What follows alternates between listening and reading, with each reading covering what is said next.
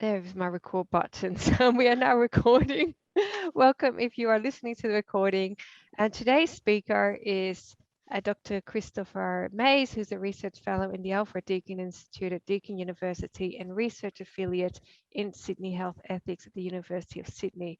He's an interdisciplinary scholar with disciplinary backgrounds in sociology and philosophy. His research interests include sociology of health and food, bioethics, and social and political theory. He is the author of a number of books, including the Biopolitics of Lifestyle, Foucault Ethics and Lifestyle, Foucault Ethics and Healthy Choices, as well as his most recent publication, I believe, Chris, correct me if that's wrong, Unsettling Food Politics, Agriculture, Dispossession, and Sovereignty in Australia. And while I'm not in the habit of plugging books, generally I have put a link to the publisher in the chat so you can follow it up. I'll leave Chris to introduce his paper, but thank you so much for presenting to us, Chris, and we look forward to what you have to share with us. Great, thanks, Petra. And yeah, I think I've got some slides that, feel free to turn off your camera and cook your dinner or something like that, if that's what you do. So you don't need to look at me because yes, Zoom fatigue is real. I have put this through the words to speaking time calculator, and I think it apparently will go for about 31.5 minutes, and then we can have a discussion afterwards. And this is a paper that is based on, or an extension of, an article that I had published, and I'll put a link to that in the chat, just before COVID became anything any of us, at least in my circles, knew about. And it was about, and it was for a special issue in Journal of Intercultural Studies on animal nationalisms. And that was looking at fencing and the development of that in Australia, particularly then in relation to the enclosure of both native animals and also Aboriginal peoples on protection reserves and missions, and the logics of fencing in that context. And then when COVID happened and the various quarantine provisions came in, I could see a number of parallels and an extension of that. So this article is, I guess, the beginning of an attempt to extend some of those ideas. So the COVID pandemic has led a number of social theorists and philosophers to rush in where epidemiologists, at least initially, feared to tread. Zizek, for instance, was promoting his book Pandemic before the WHO had really even declared there was one. And other philosophers were also getting in on the act. Medical historian Warwick Anderson provides a helpful summary of the leading European philosophers and what they had to say before they had even really thought about it. So Agamben Latour, Roberto Esposito, Jean-Luc Nancy, among others, were all very quick. I mean, you can see Warwick Anderson's summary pieces from April the 8th, 2020, when it was still an epidemic, and talking about the role of philosophers in their speculations over what COVID means and their, I guess, quickness to theorize. And while Foucault is not alive, so he cannot be blamed, although some would like to do to him what was done to Pope Formosus. However, those invoking the work of Foucault have boldly and somewhat naively drawn attention to the biopolitical moment. And this has attracted criticism. Danielle Lorenzini, for instance, has criticized scholars for using biopolitics as, to quote, the ultimate explanatory principle capable of telling us what is happening and what the solution to all our problems are. These criticisms echo earlier criticisms of Foucault that his histories were inattentive to historical and local distinctiveness. conscious of simplistic appeals to Foucault to say something about Foucault, conscious of simplistic appeals to Foucault to say something about COVID, I do believe his ideas are useful for understanding the historical formation of governmentality that has enabled Fortress Australia and normalised hotel quarantine. However, to do this, I think we need to talk about sheep and to understand their biopolitical significance in Australia. In 1841, a treatise from Ambrose Blacklock, a Scottish-Canadian farmer, informed his North American and British readers that Australia appears by nature intended to produce fine wool and fine animals. For Europeans, the naturalisation of sheep served to naturalise the settler-colonial population and in the process normalised the violence required to make Australia appear by nature intended to produce fine sheep. The appearance of sheep as natural to the Australian continent occurred via colonial violence that displaced Indigenous peoples, transformed landscapes, and irreparably disturbed ecosystems. According to historian Robert Kenny, the local peoples did not consider the sheep natural, but as symbolic to the settlers and the settlers' group totem. Through Christianity and pastoralism, the Lamb of God and the wool-producing merino dramatically entered the landscape. This is largely why sheep had become the main target of Aboriginal attacks in Western Victoria, according to Kenny. It was not just as a source of food, but an attack on the settler economy and settler cosmology. Of course, Blacklock knew that sheep were not natural to Australia, but that specific management strategies were required to make the sheep prosper in the new environment. Shepherding was the primary management practice in the colonies until late 1800s. At that time, there was a quick transition to paddocking. In the 1860s, wire fences were rapidly rolled in Southeast Australia in what has been described as a frenzy of fencing. The availability and use of wire fencing marked a dramatic shift from shepherding to paddocking sheep that altered settler-colonial relation to sheep, native animals, the land, and Indigenous populations.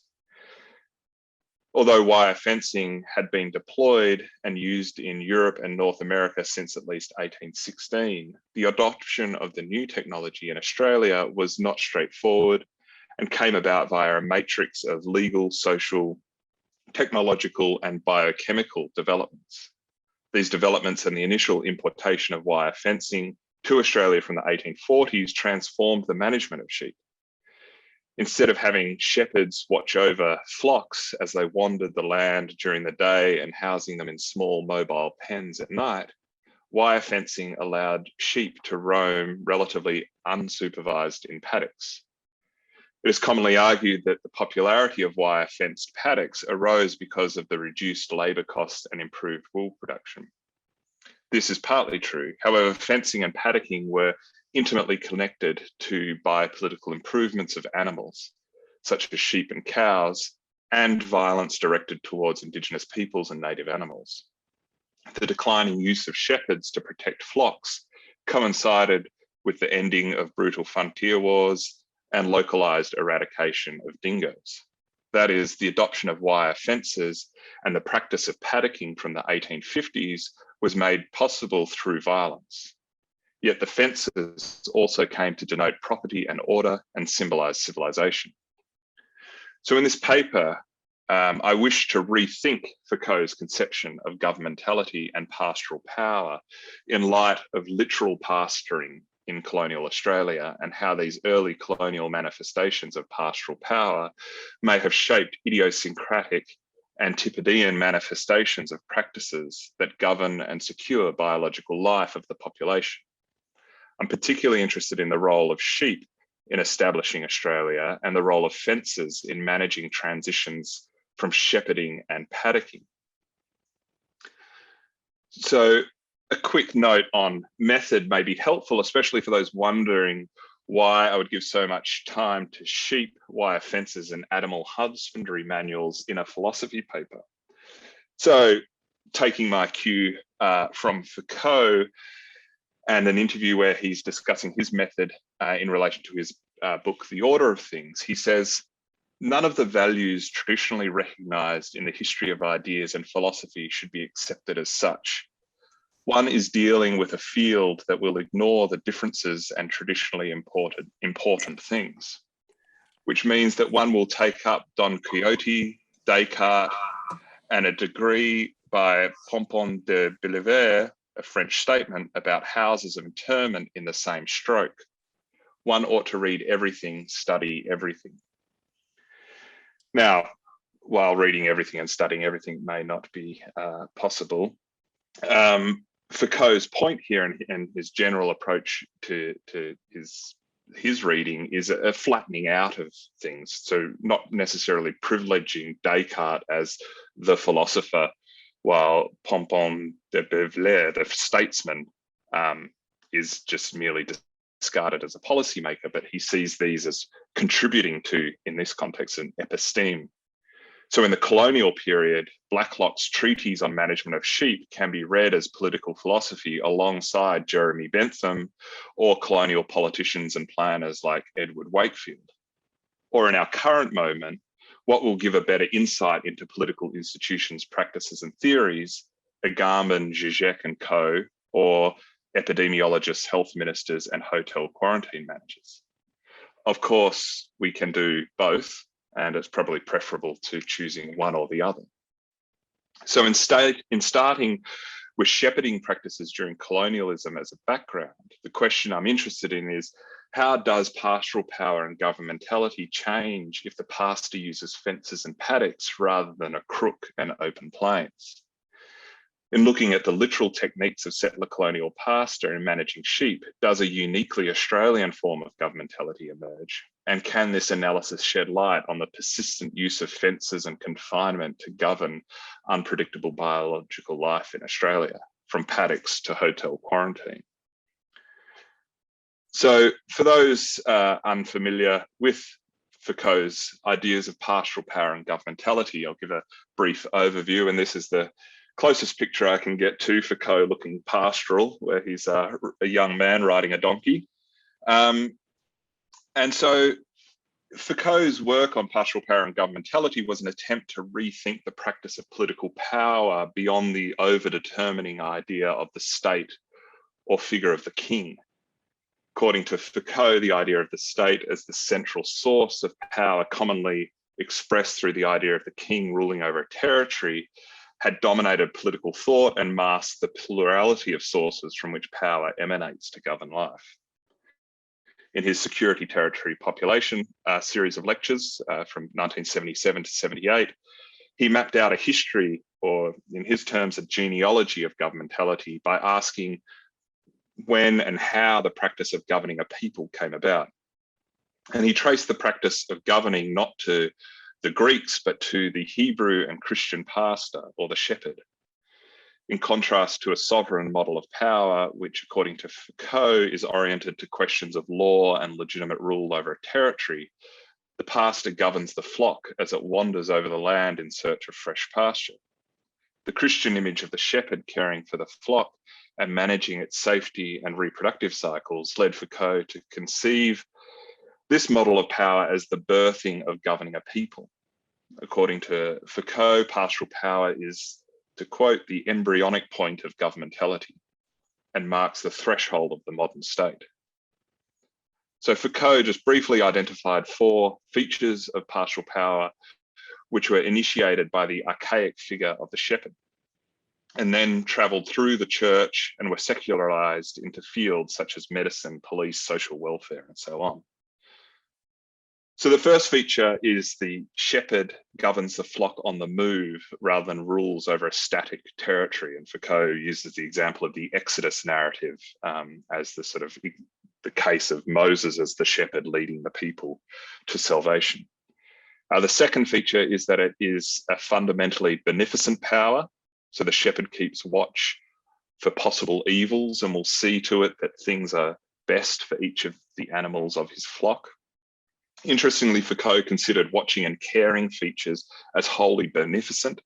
However, as I've argued elsewhere, this analysis misses the connection between pastoral care and pastoral violence or biopolitical violence. That is, the care and protection of a flock requires the exclusion of those not part of the flock, such as goats, or the violence to those who threaten it, wolves or thieves.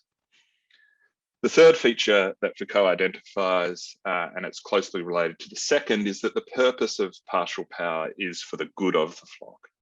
It's not exercised for an external purpose, such as the glory of the state or the city or the territory, but for the biological life of the flock. And the final feature, which is the sacrificial nature of the shepherd, to do everything for the totality of the flock, everything also for each sheep of the flock. So from Moses to Jesus, the good shepherd is the one who will sacrifice himself for the flock and sacrifice the flock for a single lost sheep. So Foucault's historical analysis of the past helped open up new questions about governing and politics that are not reduced to sovereignty or the state. That is, to examine how the conduct, activity, and life of a people is governed. As such, questions about the use and operation of statistics of reproductive rates, death, disease distribution, and so on emerged as important sites of governance that would go unrecognized if one is preoccupied with politics as the activity of the sovereign.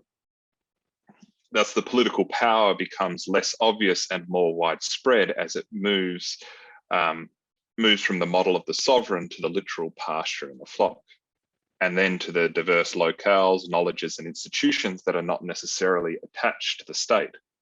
So Foucault, these institutions such as the prison, the school, the factory, the farmyard, the clinic, and the bureau, this is where political power is exercised, but in a more nebulous and arguably hidden way. According to Foucault, pastoral power is the form of power that is most typical of the West, and doubtless something from which we still have not freed ourselves. That was a quote there. So I did say in the introduction that I was going to talk a bit about Derrida and his review of Foucault's history of madness. Sorry, not in the introduction, but in the abstract. But unfortunately, my copy of History of Madness and the exchange between Derrida and Foucault is locked away in my office, and I can't get it at the moment due to the lockdown.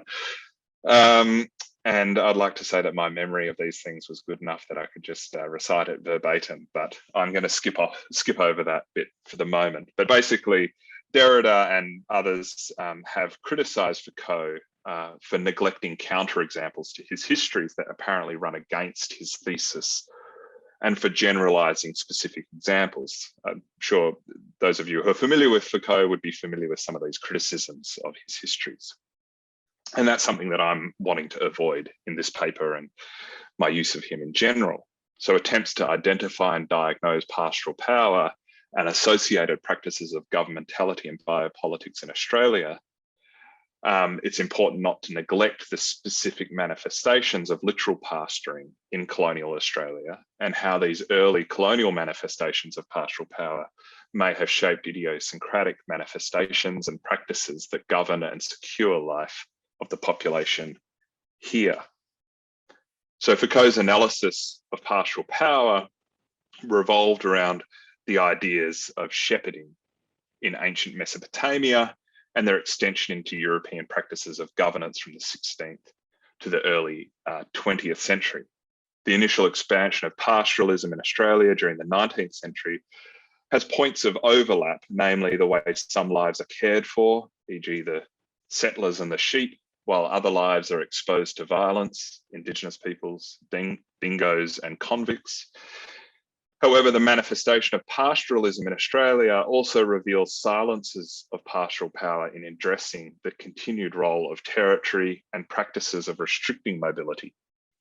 Furthermore, Foucault's conception of pastoral power based on ancient and European pastoralism does not fully account for the emergence of pastoralism in settler-colonial Australia and the diverse, brutal, and exploitative relations among the multiple entanglements of pastoralists, shepherds, sheep, Indigenous people, and native animals. These silences are notable when looking at the role of sheep in establishing Australia and the role of fences in the transition from shepherding to paddocking. Now, I'm not going to go into that in great detail in this paper. That's something that I attended to in an earlier paper, but it will be touched on throughout. So this next section is a fencing mentality of governing life within and without. So Blacklock, the guy who wrote the treatise on sheep in Australia in the 1840s, believed that the mildness of the climate and the extensive range of pasture and unvarying health of the animals made Australia peculiarly adapted for shepherding. However, there were reasons for moving from shepherding to paddocking. First, the absence of knowledgeable shepherds exposed flocks to mismanagement if they were pastured in an improper spot, and thus induced diarrhea or even rot. So a negligent shepherd could also allow his flock to come into contact with a scabbed flock, thereby contracting diseases. Furthermore, shepherding involved nightly yarding of sheep into folds made of wooden hurdles to protect them from dingoes and theft. However, this practice concentrated the sheep in one spot and increased the spread of disease. So paddocking allowed the flock to graze in a controlled environment and ensured the health of the flock. Second, paddocking slowly came to be recognised as cost-effective as the importation of wire increased and it became more widely available and affordable. And this initial outlay of capital would also lead to the reduction of expenditure in the form of wages to shepherds and hut keepers, which during the gold rushes could rise considerably due to labour shortages. Although paddocking was resisted initially, early adopters in the 1850s demonstrated successes as paddocking meant that the flock would sleep in the open, be able to graze at night, minimise transfer of disease, enabled greater control over breeding and reduced labour costs. While all these advantages of paddocking were being debated in the mid-1800s, it was not until the Land Acts of the 1860s that fencing and paddocking became widespread. So New Zealand, New South Wales, Victoria, and Queensland all introduced Land Acts in the 1860 or 1861. And these acts made fencing a condition for the purchase of freehold title. And the failure to fence the property within a set period of time, was usually about 5 years, would negate the lease. And so these acts led to what Picard referred to as the frenzy of fencing, such that by 1886, more than 95% of sheep in New South Wales were running loose inside paddocks. This frenzy, however, came at a time when the explicit and direct violence of settler invaders had brought Aboriginal populations in Southeast Australia to near collapse. With the transition to the practice of paddocking, it's worth asking, how was the operation of pastoral power and governmentality in Australia altered by the prominence of violence and the technology of wire? That is, are there other effects and operations of power to be considered when the pastor no longer uses the shepherd, but is using wire to create a paddock where the sheep can roam? So in looking at these literal techniques, how does governmentality change? So I contend that the use of wire to create paddocks and areas of restricted mobility was not only manifest in governing animal life, but migrated into the mentality or rationality of governing life in general. More specifically, the fencing mentality of governing in Australia has occupied and shaped the strategies of control, conduct, and the neutralisation of biological life seen as a threat to the lives of white Australia. And this mentality expands out from raising livestock and can be seen in pest exclusion fences that stretch literally across the continent, the immigration restriction practices that co-evolved with the introduction of wire fencing, the attempts to protect and contain Aboriginal life on missions, and as a sort of side note, which I explore further in other work, the fencing was seen as this is a part of a civilization process. So it was seen as not only beneficent to contain what was referred to as the wandering problem of Aboriginal peoples, but also that in putting them around fences and having fences between their houses and tents was seen as a civilizing process. internment camps during world wars, quarantine stations, on and offshore processing of refugees, and most recently hotel quarantine, which has been particularly evident in Australia's approach to managing the COVID situation. So the governmentality of fencing, while not entirely unique to Australia, was developed and practiced in the Antipodean outpost of the empire. First in the paddock, and then extended to these borders and mobilised in racialised immigration processes. As noted, these ideas of restriction and confinement gained traction elsewhere, so particularly in the United States. Marilyn Lake and Henry Reynolds document the way that the Australian model of maintaining racial purity through immigration restriction influenced academics, governors, and policymakers in the United States well into the 1920s. And drawing parallels between the late 19th century racial politics and today, Pangjak Mishra correctly observed in the New York Times that Australian politicians and scientists of the late 19th century wove an intellectual white web that influenced and shaped practices of exclusion and the control of bodies throughout the Anglo-American world. Perhaps rather than a web, the appropriate metaphor would have been a wire mesh. So the wire fence is a material part of what Foucault called an ensemble consisting of discourses, institutions, architectural forms, regulatory decisions, laws, administrative measures, scientific statements. In short, the said as much as the unsaid. So the wire fence, I'm suggesting, is a material unsaid that embodies certain ideas of governance. The ensemble of the said and the unsaid means particular discourses can be figured at one time as the program of an institution, and at another it can function as a means of justifying or masking a practice. A fence can figure as a useful and protective device to rear sheep, or a restrictive and violence device to withhold freedoms. Fences, as described here, clearly overlap with Foucault's analyses of confinement and exclusion dynamics in asylums, prisons, and hospitals. However, I contend that fencing and paddocking do much more than confine or quarantine. Fencing altered the geography and temperature of violence. Prior to fencing, violence was hot and direct as sheep and shepherds roamed the land, colliding with Indigenous Australians in bloody conflict that ultimately led to dispossession and the destruction of traditional foodways for many tribes. It was also during this time of hot violence that dingoes, emus, kangaroos, and other native animals were targeted and butchered. The introduction of fencing resulted in a cool and slow violence, a violence of exclusive love, protection, welfare, and confinement, a violence that separated and demarcated space and mobility. The intermingling of pest exclusion practices, immigration restriction, and protection of Aboriginal Australians in reserves, there is a concern with controlling and protecting and governing the biological life of sheep, livestock, and the white population, ensuring they would flourish while others were exposed, excluded, or contained.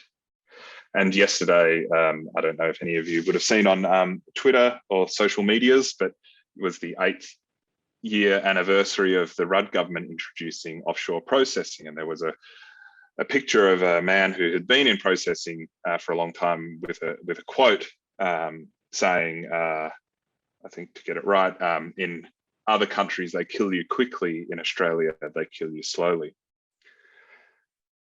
Fencing also altered the movement, interactions, and subjectivities of animals themselves. So emu and kangaroo populations, for example, have been divided and had breeding patterns modified as a result of dingo fences. More specifically, the lives of merino sheep have been altered, not only due to thousands of years of human interaction and selective breeding, but the fences also altered and produced new subjectivities. Merinos are often characterized as fearful and stupid. Perhaps this makes them an appropriate totem for the white settler. Banjo Paterson, arguably Australia's most celebrated bush poet, wrote that, quote, "For pure sodden stupidity, there is no animal like the merino." Patterson remarked that if they are put into a big paddock with water in 3 corners of it, they will resolutely crowd into the 4th and die of thirst. This disorientation and perceived stupidity is partly produced by enclosure of paddocks. Philip Armstrong notes that merinos are spatially very smart and are able to recognize faces and other objects and have a highly organized social arrangements based on embodied cues. The characterization of sheep as fearful, skittish, and stupid is largely the result of their forced enclosure that disrupted the natural patterns of bonding, trust, and leadership, producing spatial disorientation. This disorientation is especially pronounced in the flat and relatively treeless paddocks of Australia, rather than a terrain with trees, clefts, and heights that have traditionally provided sheep with shelter, security, and points of orientation. Although fencing provides a physical security from predators, it produces a frightened, anxious, and disoriented animal. For the white-fleeced sheep and the white-skinned settlers, the fence had tended to offer some form of protection and space to flourish, at times in keeping and at other times in keeping out. Fences prevent motion, but they also facilitate it. An advantage of the paddock over the shepherd was that it allowed continued free and secure movement within the paddock. The fences of restriction in Australia also connected with fences of other settler-colonial societies and provided ease of roaming for some, while further restricting the movements of others. For those with the right passport, language, postcode, or vaccine status, the metaphorical or literal fence create an easy channel through which to move. For those without these, there are a series of checks, blocks, and restrictions. Wire fencing is one part of a long history of settler-colonial governmentality and the attempts to govern and control the biological and social life on this continent by determining who, how, and when people and animals can come here, and where, how, and for what ends those who are already here can live. So the COVID pandemic has stretched and tangled this fencing mentality even further. With this history in mind, it's unsurprising that various paddocks have been adopted and accepted so quickly. Hotel quarantine, state and federal borders, rings of steel, 5 kilometres or 10-kilometre radial restrictions from home, and regional and metropolitan divides. My point here is not to say that these are inappropriate or misguided approaches, although some of them may be, but to argue that they are part of a long history of using paddocks to regulate and govern life. In relation to disease management specifically, medical historians such as Alison Bashford and Warwick Anderson have noted the emergence of quarantine mentality in Australia and the dynamics of knowledge transference from the colonies to the imperial powers in the global north. Richard Cocker and Alan Ingram also demonstrated in the mid-2000s influence of Australia on UK's approach to pre-entry screening of immigrants and refugees. The Australian model required individuals to meet 3 tests before they could have permission to remain in the UK. First, they must not pose a risk of transmitting an infectious disease to the public. Second, they must not create undue demand on restricted health resources. And third, they must not create a long-term drain on the public purse. At this time, HIV/AIDS and tuberculosis were of particular concern. Immigrants would have to pay for the tests and refugees would be detained until they had met the criteria. This was not fully adopted at the time by the UK government, that is, but the point here is to demonstrate the continued global influence of Australia's quarantine and immigration restriction policies. Likewise, Australia may not have been the first to adopt hotel quarantine. Apparently it's second behind Macau, but it continues to rely on it despite extensive criticism, and that many other countries have moved to a more risk assessment model and use of other technological interventions or allowing people to quarantine at home.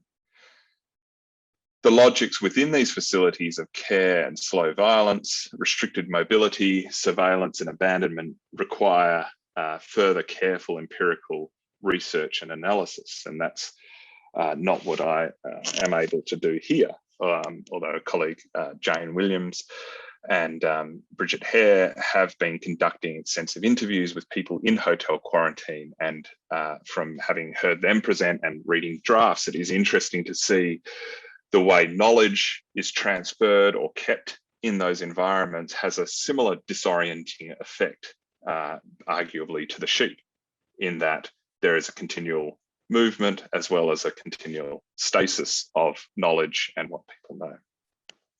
Mark Steers and Tim Salterfomasan, I'm just very sorry for that pronunciation, have been critical of the Fortress Australia approach and mentality as well, claiming that throughout the pandemic, too many Australians have attributed the country's success to its status as a hermit kingdom. Australia's much vaunted zero COVID strategy essentially has been to seal the borders and keep the rest of the world out. Not even Australian citizens are exempt from these restrictions. Australians require a permit to leave the country, and most applications are refused. Those overseas lucky enough to return home have been required to stay in hotel quarantine at their own cost, yet almost nobody has called it out. Now, they are surprised that no one has called it out because they believe that this is an exception and an aberration of the norm, whereas I've tried to argue otherwise. So to conclude, and returning to Danielle Lorenzini's criticism of the simplistic shouts of biopolitics in response to COVID, or what Colin Koopman has called biopower hunting, I think it's important to note that, and as banal as this point may be, that these interventions may, I think it's important to note that these interventions may have some novel features. So for instance, hotel quarantine is a novel development in what I would say is the paddocking power. But the rationale is not new, and many of the practices were already happening and part of a normalized approach to governing life in Australia. As Lorenzini notes, instead of worrying about the increase of surveillance mechanisms and indiscriminate control under a new state of exception, I therefore tend to worry about the fact that we already are docile, obedient biopolitical subjects. Or to analogize from sheep, has the comfort of the paddock disrupted the natural patterns of bonding, trust, and leadership, producing spatial disorientation? Thank you.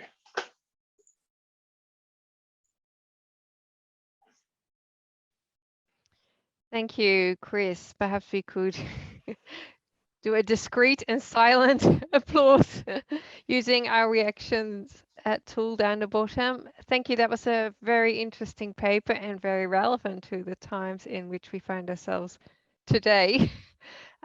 So in terms of, we have quite a bit of time for questions now. So if you have a question, there's a couple of ways we can do this. You can put your hand up using the reaction button down the bottom of your screen. You can put in the chat that you have a question, say I have a question, and then I'll be able to see your that you have a question. Or if you prefer to type your question in the chat and not ask it using a microphone, please feel free to do so as well. So Chris, take a deep breath. Who wants to start us off with a question for Chris?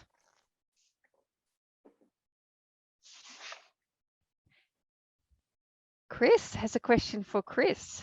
Chris O'Neill, go ahead. Yeah, sorry, can you hear me? Yeah. Yeah. Wow, that was such a wonderful paper, Chris. I really enjoyed that. I guess one kind of annoying comment and then one actual question. The annoying comment is, I don't know, are you interested at all in the German media theory school of cultural techniques theory?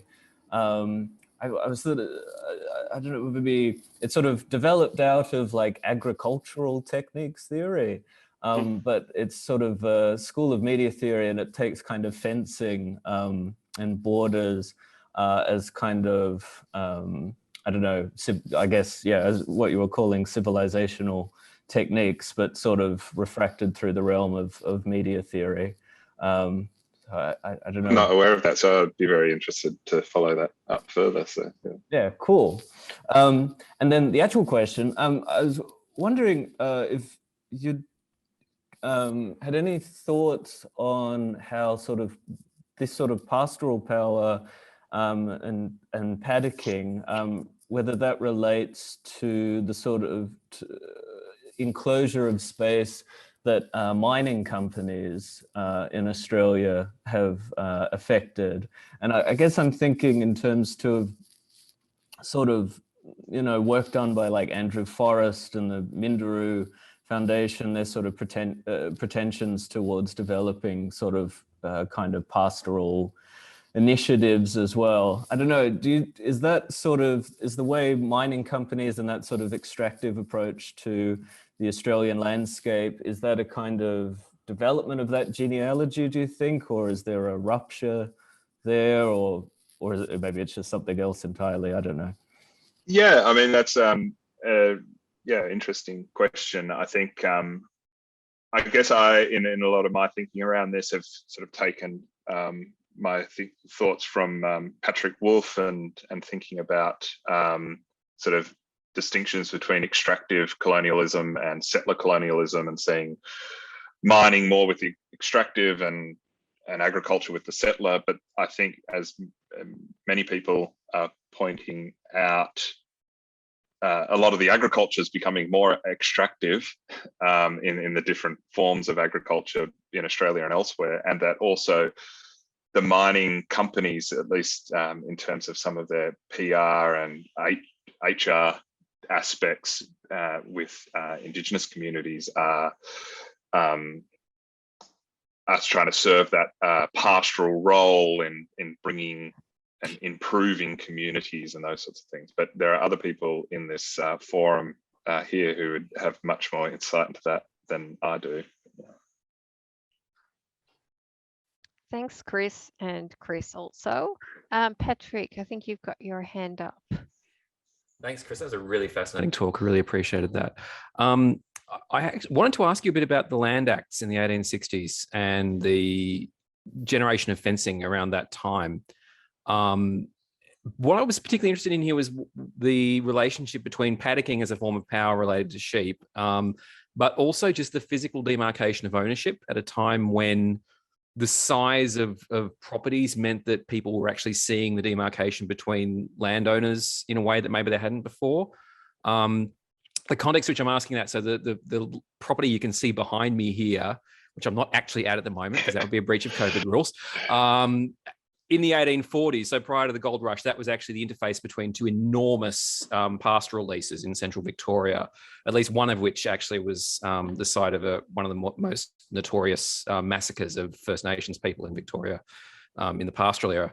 Then in the 1860s, it all gets divided up into basically 20-acre blocks and with some irregular ones, which is coinciding with its long-term use as mining country as well as grazing country. So I guess my question is to do with fences here, even though they're meant to be acting as a way of paddocking sheep, are they also acting as a way of, and I guess it's just another form of governmentality of land, but are they also acting as a kind of physical demarcator of ownership and of a changed way in which ownership was being conceptualized? Yes, yeah. So I mean, I wouldn't want to claim I know too much about the Land Acts, but that is certainly one of the other dimensions to claiming ownership and an ordered ownership of the land. And so when people or groups didn't maintain their fences, that also became a reason for the government to intervene to take land back or further. So that happened at, was one of the, many things were happening at Corandurk mission, for instance, but when there were complaints that livestock were getting out of unfenced or not maintained fences, was a way to undermine claims by the people at Corandurk that they had ownership. So yeah, it was certainly a part of, I guess, providing not only the way of managing livestock, but a way of ordering land.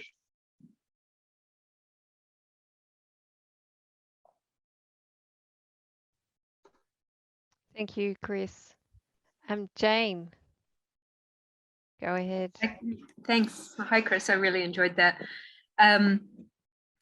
It just struck me when you were just answering that question then that we could say the same also of quarantine, right? So if you don't conduct quarantine appropriately, either as an individual in quarantine or as a person tasked with managing it, then you get a similar sort of kind of censoring, right? So you're not doing it right. You even if it's just trial by media, or you might get certain quarantine privileges taken away from you if you're a hotel that isn't doing the right thing, whatever. So it was interesting to me hearing your talk because of having done so much work on the quarantine thing. There were so many conceptual similarities, which is depressing, but really interesting.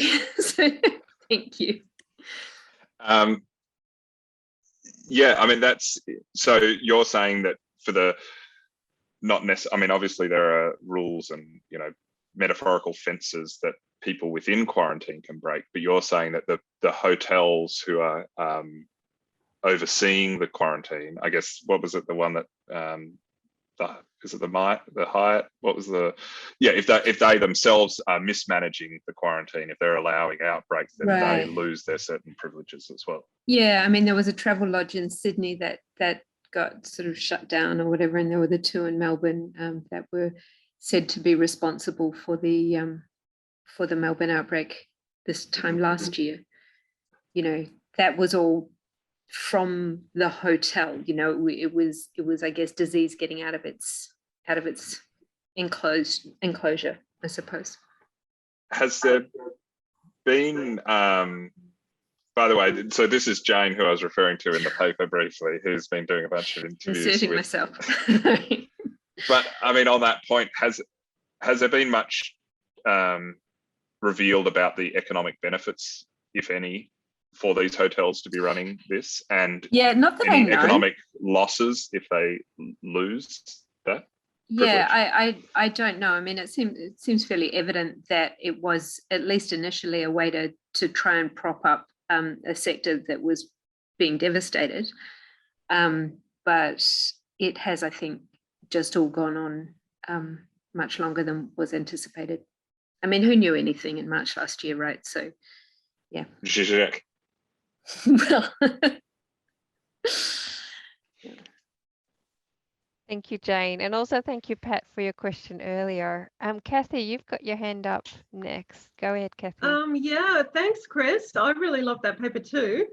So I was really interested in what you had said right at the end of the paper about paddocking as an epistemology. And so those poor sheep just kind of moving back and forth in a pointless manner and losing their leadership. I thought that was a very interesting observation. And I was just wondering, matriarchal leadership as well. Losing their leadership and losing their orientation. And I was just wondering if there's any paddocking that might be going on in higher education. Yeah. Epistemological paddocking. Yeah. In terms of, you know, disciplinary boundaries and so forth. Yeah, I think that there could be. I don't know, what's the other metaphor we always use is siloing, or the agricultural metaphor, I guess. So paddocking and siloing. I'm not sure I want to go further down reflecting with tears about the current state of higher education. I'll just leave it there. Thanks. Thank you, Kathy. Gavin, you've got your hand up. Please go ahead. Hi everyone. Hi Chris. That was a really fantastic paper. Really enjoyed that too. I mean, it's not so much a question, I guess, but more of a observational point. I've been doing a little bit of work in the last little while on conservation and the fencing of conservation and wildlife. So I just wondered if, you know, as a kind of a nuance in what you're doing, how what you've just discussed in the preceding part around sort of pastoral care and productivity and agricultural productivity, how those arguments might be, you know, troubled a little bit by the conservational, or maybe not, the conservational move to increasingly in a time of massive biodiversity loss, fence in precious wildlife. And of course, one of the arguments that's made there is that these are not pacifying things, they're actually inventive. As by putting wildlife into a container, new forms of wildlife and nature are created and curated. So it's a bit of a long-winded way of saying, I guess, what are some of the resonances of your argument around sheep and paddocking and colonial kinds of farming practices to the conservational space of trying to protect wildlife from invasive creatures, as conservationists might have it, that are on the outside lurking, trying to get into the inside and are causing all sorts of problems for native Australian animals? Yeah, I mean, I think that's a really interesting set of observations and questions. There's a book that I bought a long time ago and I still haven't read it, but I'm going to put it in the chat that I think could have something to say to that.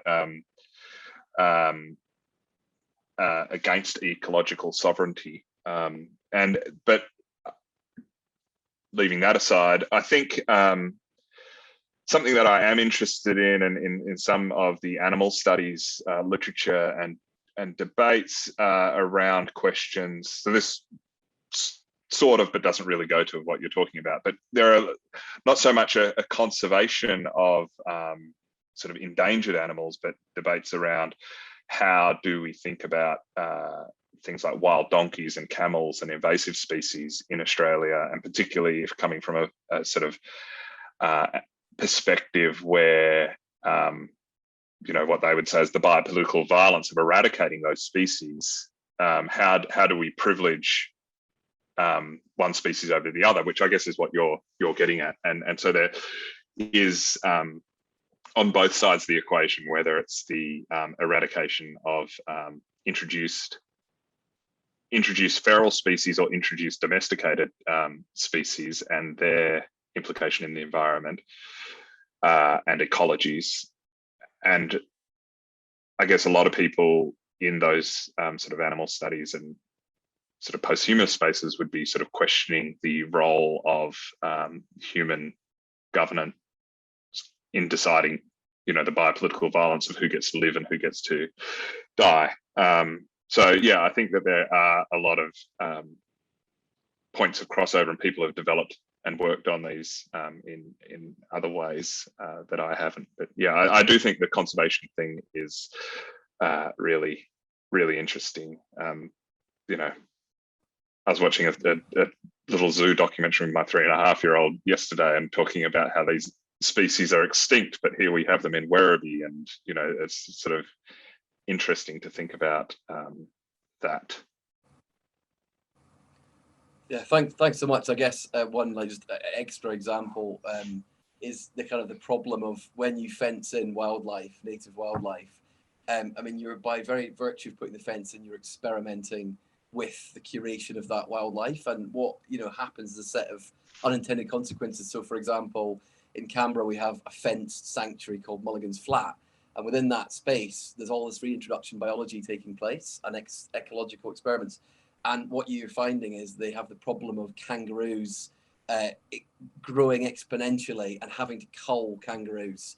So I'm just kind of interested in what you were saying there about, the kind of the biopolitics, necropolitics of what is allowed to live and what's allowed to, be is surplus to that conservational gaze demand. So yeah, it's really fascinating, the kind of the idea of the shepherd and the conservationist and the gaze, and how the fence kind of operates as an apparatus that kind of orientates that gaze in different ways, and all the kind of the unintended dynamics that come when you fence things in and out. So yeah, really enjoyed your paper. I look forward to reading it. Yeah, and that's what I think as well, just on that, with some of the research I've read about the way that these massive fences, the pest exclusion fences, have changed breeding and sort of migration and movement patterns of emus and kangaroos. And yeah. Thank you, Gavin, for your question. Melinda, you've got your hand up. Thanks. Hi, Chris. Great Hello. paper. Terrific to see you in another lockdown meeting. Yeah. That's true. Look, I want to sort of pose the poor kind of joke metaphor around, you know, what jumps the fence in this kind of Foucauldian model. I mean, anthropologists, as you know, always sort of have these sort of annoying questions to ask about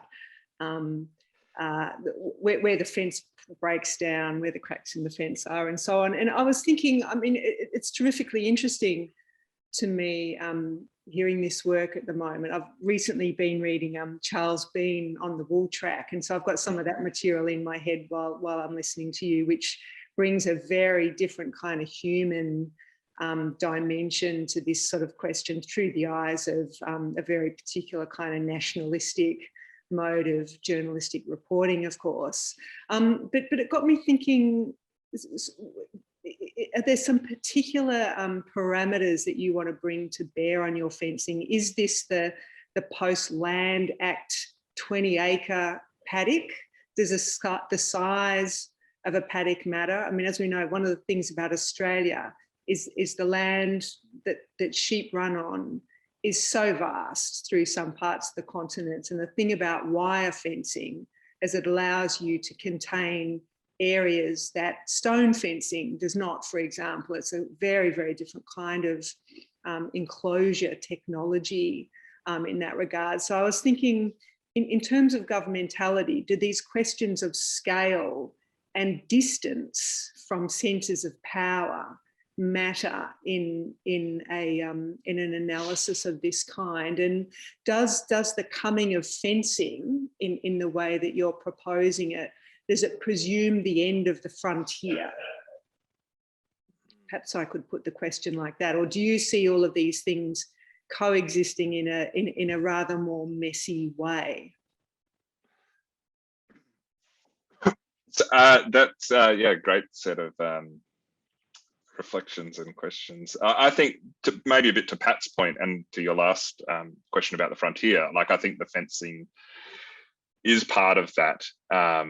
And it does seem, and you would probably know more about this than I do, like places where there's still, like, so in the Northern Territory and north of Australia, that still question over, has the frontier been closed up there? And always every sort of 5 or 10 year cycle of politicians wanting to sort of populate the north and all of these sorts of different schemes. But it does seem that there are also some of these massive pastoral runs still in those places, but in sort of the southeast, seeing the fences and the smaller paddocks as a way of that enclosure and enclosing the frontier and gaining property over those lands. I mean, the size and the scale, I think, is interesting to me. I think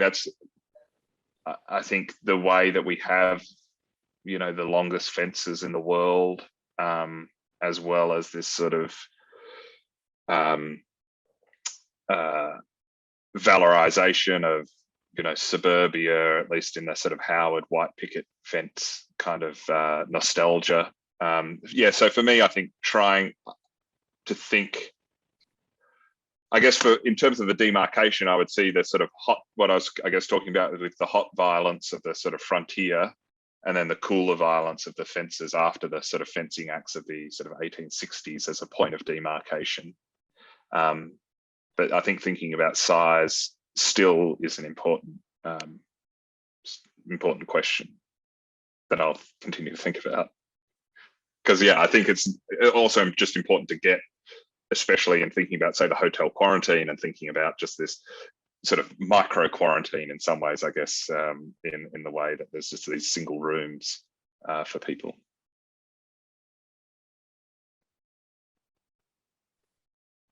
Thank you, Melinda. I'm not seeing another hand up at the minute, Chris, so I wonder if I could ask a question. Sure. I was happy to shelve if there were hands popping up everywhere. So please, if you do have a question, put your hand up. Chris, as you were speaking, I've been doing quite a bit of reading Carl Schmitt, and in his book, Nomos of the Earth, He tells us a genealogy of how law and order came to be. The nomos is created through fencing, effectively creating boundaries around land and land appropriation, which of course fits very much with what you are, the story you're telling around Australian identity and governmentality.